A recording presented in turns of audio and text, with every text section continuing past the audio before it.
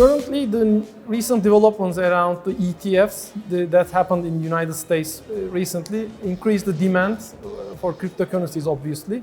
So this will be one of the positive factors in the coming years, I guess, because just recently some big asset management houses started to issue some Bitcoin ETFs. Maybe we can see some Ethereum or some other alternative coin ETFs can take place in the coming years. This will be one positive factor. So another thing, in the long run, every country has some currency problems like current account deficit, inflationary problems and other stuff. Apart from developed markets, especially in emerging markets, there are many structural problems. So emerging markets are very interested into this digital asset, digital gold, let's say. For example, El Salvador, they are using this cryptocurrency, Bitcoin, as a reserve currency, for example. And other countries will follow this trend in the coming years, I believe. Another thing is the current nature of Bitcoin. It's by nature, the supply is limited. Every 4 years,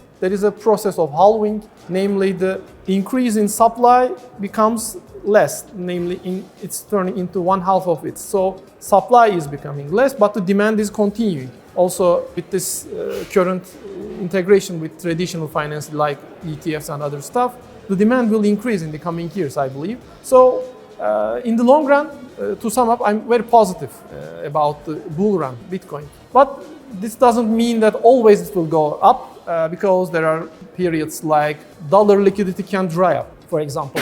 We have seen this in 2022, or we can see some macro shocks like pandemics, for example. 2020 pandemic shock was a negative factor for Bitcoin price as well. I believe later this year or maybe next year, the liquidity in US dollar will dry up as well, because since currently Fed's decreasing its balance sheet, Federal Reserve, Central Bank of the United States, there are some other channels which is increasing the liquidity in US dollars, let's say, since the beginning of last year, for example. But later on this year, in some point, these factors will diminish and we will see some liquidity decrease. So it will affect all the risky assets in a negative way, I guess. Also Bitcoin and crypto assets as well. So we can see such kind of turbulent periods, but in the long run, I'm so positive about this crypto asset world and especially in Bitcoin.